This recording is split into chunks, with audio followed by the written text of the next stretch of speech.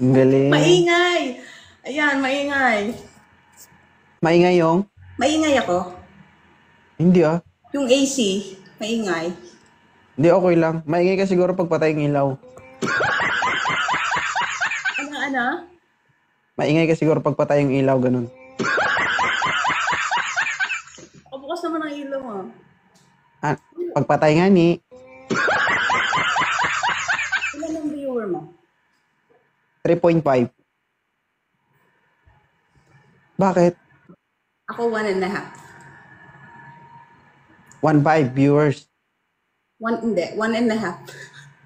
Anong 1.5? Dalawa yung kapulit ka. Guys, please support Ma'am Lady D, guys, no? Kaibigan natin yan. Hi Oo. guys. 3,400 viewers, guys. Click the account of Ma'am Lady D. Ayun, mabait po yan, guys. Pag mapadaan sa live nyo. Lambingin nyo Tapos, lang, ganun. masama ako nilalambing. Oh, gusto niya nilalambing siya, guys, eh. Tanong ko lang, si Ma'am Lady D, may asawa ba? Wala akong partner. Pero may anak. 3. Ilang taon ka na? Secret. Uy. Kasi Wala hindi ko naman ang age. nararamdaman yung edad mo, nararamdaman ko lang yung asim mo. Ano? Oo nga, hindi ko napapansin, kumbaga disregard sa akin yung edad kasi yung karakas mo yung napapansin ko. Anong karakas? Asim nga ni. Yung siya sabi na ito yung literal na may asim pa, ganun. Diba? Serious ka, huwag mo ko isama dyan sa mga ganyan. Bahala ka. This is my Meron life. ba? May naghahanap ba? Ha? May naghahanap ba? Marami dito. Kung dito ka sa live gossip, marami magmamain sa'yo dito. Uy, ang bait ng mga viewers mo lumipat dito. O, Thank ganyan you sila. guys. Karamihan nalilipat sa'yo lalaki. Oo. Kung hindi Thank you. toyo, Bait tigang. naman. Hindi ka sure? Oo, oo nga. Guys, kaibiganin niyo po si Ma'am Lady D, guys. Hi, Hi. Marvin, Jinky, Charot. Thank you sa flowers. Kanina ka ba Lipat kayo nagla-live? dito. Yung may mga coins, lipat kayo dito. Talbanin natin. Ang galing. Kanina ka ba Ano, nagla-live? teka nga, guys, re-record ko. Lipat kayo dito, kunyari mga 150 ganyan ang viewers. Ay, Ramla, Jinky, Kenneth, Charot. Kanina ka ba nagla-live? Hindi naman. Alam mo naman ako mag-live, ano eh, wala lang. Pag Wala nabuboard lang, trip. lang, tapos 1 oras, ganyan. Hi Mm. guys! Bata pa yan si Ma'am Lady D, guys. Bakit yung mga nilipat ko hindi walang gift? Ay, meron pala yan ha. Zanay na Charot po. Hi Isa lang to Queen. Ma'am Lady D. Okay. Oo. Oo, kasi Thank nag-ano you. ako, nag-wanted sweetheart, tapos nag-PPK, isa-isa lang. Hanap mo nga ako dyan. Punta ka dito. Kaya ako eh. Nako, baka hindi Kanina mo ako. mapanatili yung asim mo kapag nakahanap ka dito. Mukhang mabubulok na ako ng ganito eh. Mm. Ay, okay lang naman. Kung hindi mo mapanatili, at least may kakain ba, ganun. Huwag kang ganyan. Ay, Ay, maasim man. ano? Mangga, ganun. Ay, Ilan taon ka na bang single, ma'am? yung marriage ko nag-end nung 4 years ago? 3 years ago? Tapos hindi ka pa nag-iisip niyan? Almost. Nag-ano? Hindi ka pa nag-iisip, yung 4 years ago na? Diyos ko, medyo nasa delikadong sitwasyon na yan. Diba?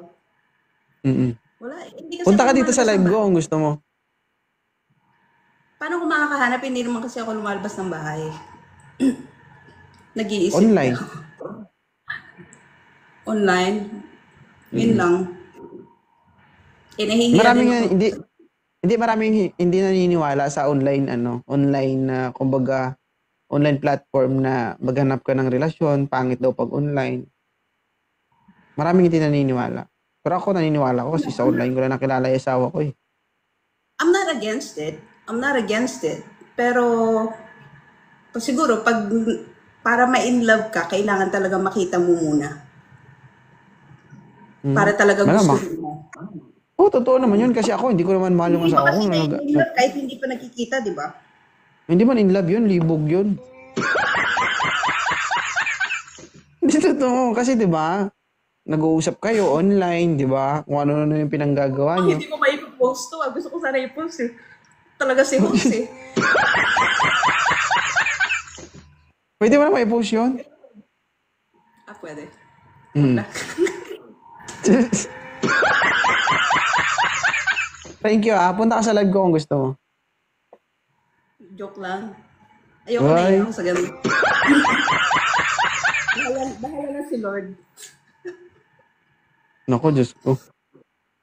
Huwag kang umasa Guys, sa ganyan, ma'am. Mahirap, uy, bakit matagalan po? yun. Paano ko ibibigay niya tapos 50 ka na? Tapos Basta nakaganyan galing na, kay Lord, you can never go wrong. Ay, Ara. Kailangan talaga galing kay Lord. Para Oo, ano, syempre, lahat naman nasa atin, galing naman kay Lord lahat yun eh. Di ba? hindi talaga. Anong hindi? Sure ka?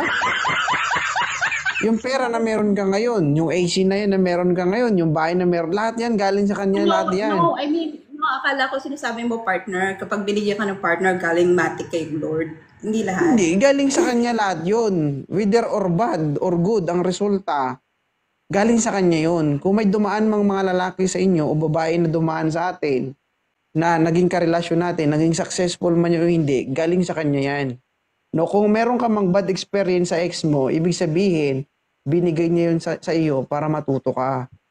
Hindi naman kumbaga, sabi nga nila, no, before we success, we need to sacrifice. So, kailangan nating mag-fail sa iba't ibang klaseng bagay, di ba?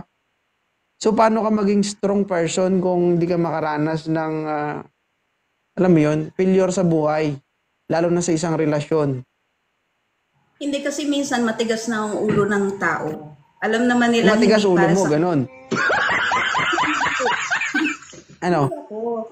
Sinasabi ko, yung sabi mo kasi lahat galing kay Lord. Hindi lahat. Kasi minsan tayo na rin yung gumagawa ng paraan to stick with a person na alam naman nating mali para sa atin. You know what I mean? Basta ako So, hindi naniniwala. siya, Whether good or bad, sa kanya galing lahat yun. And sabi nga nila, hindi tayo binigyan ng problema ng Panginoon na hindi natin kayang solusyonan. Di ba? So yeah, nasa that's atin na true. yun kung kakayanin ba natin o hindi. Pero kaya natin eh. Basta wag lang tayo maging tamad. Gagawin lang natin yung tama at ang alam nating tama. Di ba? Yung, ano niyan eh. Paano mo makikilala yung tamang tao sa'yo kung hindi ka dadaan sa maling tao? Di ba? Tama. Yun yun. Kung hindi ako sinaktan ng ex ko, hindi ko makikilala yung asawa ko. Hindi ako magkakanak, hindi ako magkakaroon ng isang anak kung hindi dahil sa ex ko. Di ba? Oo, Tama. nasaktan kayo, nasaktan tayo ng mga nakaraan natin. Pero hindi natin kailangang magalit. Hindi natin kailangan magtanim ng sama ng loob. Bakit? Kasi naging parte din sila ng buhay natin. Yun lang, pangit ang karanasan. 'Di ba? Pasalamat tayo na pangit yung karanasan natin sa kanila kaya meron tayong nakilalang bago. At yun yung nakakasama natin ngayon. Ganun, yung iba kasi kapag ex na, kailangan magalit na, hindi papansinin. Pero nasa inyo naman yun eh.